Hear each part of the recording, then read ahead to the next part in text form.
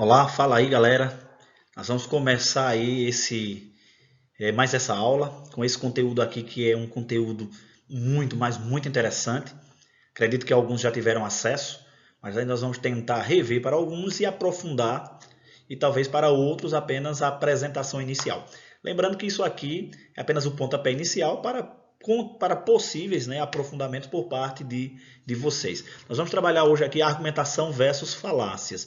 E aí, pegando a premissa daquilo que foi já discutido no tema de hoje, é observar o como muitas vezes posições antagônicas elas podem construir ambientes não muito favoráveis para o diálogo, porque nós fazemos uso de argumentação e muitas vezes as argumentações não dão espaço para as contra-argumentações. E aí nós vamos descobrir realmente o que é argumentação e o que é falácia, né? A princípio, vamos para uma definição.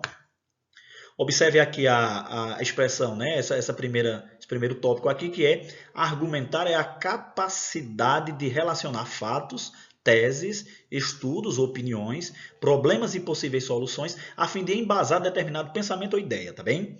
E o argumento, seja ele falado ou escrito, isso é interessante, tá bom?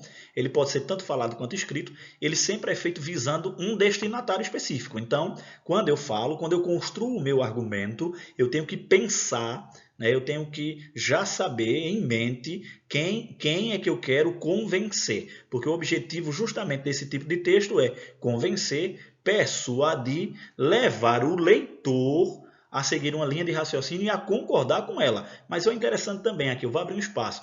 Mesmo que o meu destinatário não concorde com a minha ideia, ele pode discordar contra-argumentando. E se a minha fala ela for embasada, tá certo?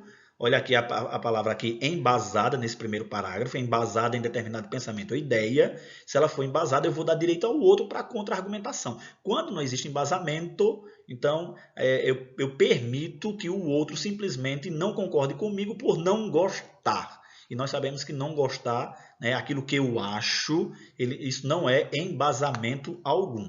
Vamos adiante aqui. Existem basicamente três tipos de argumentação. A argumentação por citação, por comprovação e por raciocínio lógico.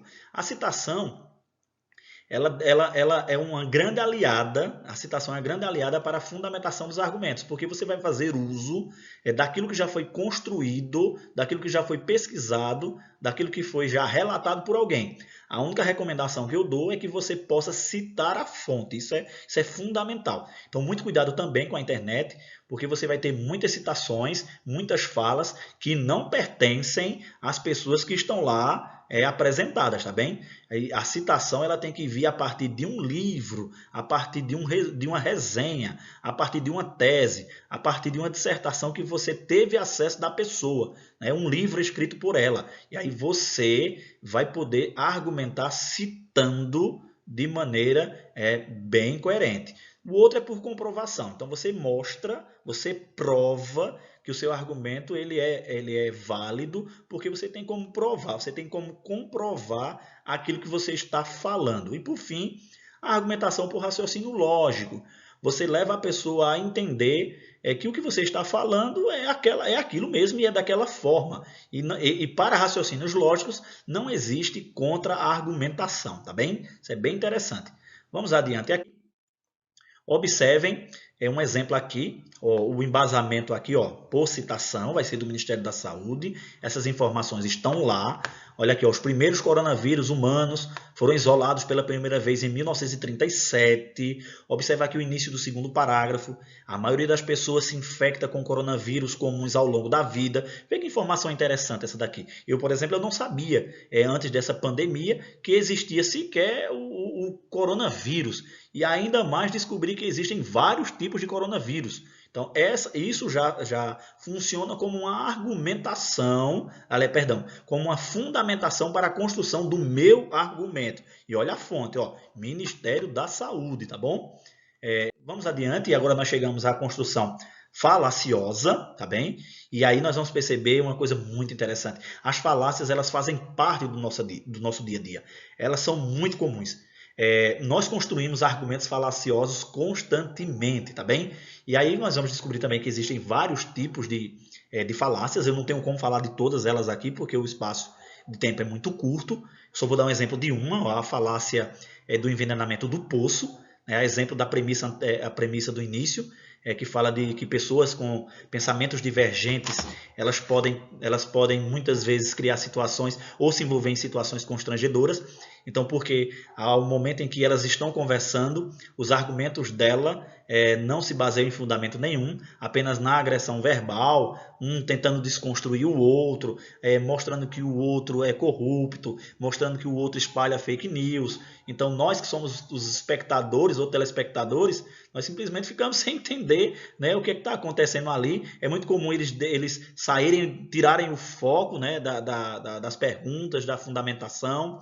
Outro exemplo é em casa, tá certo? É muito comum em casa, nas relações entre namorados, essas construções falaciosas, porque é um raciocínio que parece lógico, verdadeiro, mas ele existe uma falha e nessa falha faz com que ele seja falso. Então, olha aqui um exemplo bem interessante que eu trouxe para vocês aqui, ó. Duas pessoas conversando, Maria e Pedro. Olha o que Maria diz. É preciso repensar a política de combate às drogas. Vê essa fala dela, né?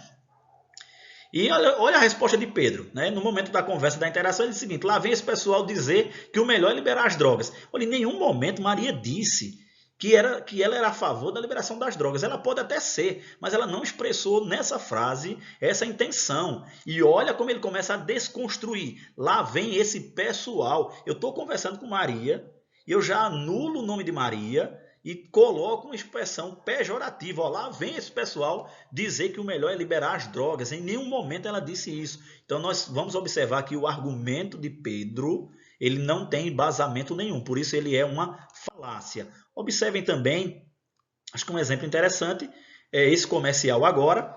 E vejam aqui essas frases que são colocadas, né? Tem um fundo musical que também ajuda a você se envolver e às vezes funciona como um distrator, né? O distrator é tudo aquilo que vai fazer com que você se distraia, tudo aquilo que você perca o foco. E aí vem falando que as pessoas só querem se divertir, né? Vários tipos de pessoas, vovós, homens, mulheres, invisíveis, esquecidos. Olha aí, ó, pilotos de caça. Observem também que vai aparecendo no alto da tela algumas informações sobre o carro, tá certo? Ó, novo motor. Olha aí, os distraídos. Vamos ver mais o que é que fala aqui, ó. Aeromoças, elas só querem se divertir. Fãs de Star Wars, ó, veja o que eles vão construindo. E aí, ó, a frenagem para mostrar que o carro é eficiente. E aí, essa frase agora, ó, todo mundo só quer se divertir. Olha lá. Vê que coisa interessante. E aí, a Volkswagen, né, apresenta esse carro e atribui a ele a palavra diversão. Mas aí por que nós não podemos levar ao pé da letra e isso pode se configurar como uma construção falaciosa? Olha, isso é muito comum nas propagandas, tá bem? Por isso nós precisamos estar atentos a isso. Afinal de contas, uma das funções da linguagem que é utilizada na construção das propagandas é a função conativa apelativa, né? Ela quer te convencer, ela quer fazer com que você compre um produto ou compre uma ideia. E muitas vezes nós compramos esse produto e essa ideia, mesmo ela sendo apresentada de maneira falaciosa. E aí, ó, não é garantido que você vai comprar esse carro e você vai se divertir sempre, né? Se ele furar o pneu, não é? Se ele faltar gasolina, mesmo a culpa sendo sua, né? Se tiver um incidente, um acidente, então esse carro não necessariamente é sinônimo de diversão, mas aí é apresentado como se fosse o motivo único da diversão esse carro. E por fim, tá certo? Vamos falar aqui só mais um tipo de falácia, né, para nós observarmos aqui o quanto elas são comuns. Como eu disse no início, são muitas falácias, mas não temos como falar de todas. O exemplo aqui que eu quero dar agora é a falácia da autoridade, né, da imposição da autoridade. Então, o que é que acontece? Eu exerço determinada posição, então todas aquelas pessoas que estão abaixo da minha posição, elas me obedecem por causa da minha posição. Por exemplo, em casa, né? Em casa, teoricamente, quem manda são os pais, os mais velhos. Então, muitas vezes não tem fundamentação a fala dos nossos pais e que eles não estejam me ouvindo agora, né? E se me ouvirem, não se preocupem, porque é assim mesmo. Então, por exemplo, eu peço para que um filho meu faça alguma coisa e ele vai perguntar, mas por quê? Então, muitas vezes nós não fundamentamos esse nosso pedido. Nós simplesmente dizemos assim: ah, você vai fazer porque eu estou mandando, eu sou o seu pai e você me obedece. E aí a pessoa vai ter que obedecer. Espero que obedeça, na verdade. Então, esse é apenas mais um exemplo de como as construções falaciosas elas acontecem no nosso dia a dia. Então, valeu, fica aí a dica e que vocês possam aprofundar mais e mais esse conteúdo. Valeu!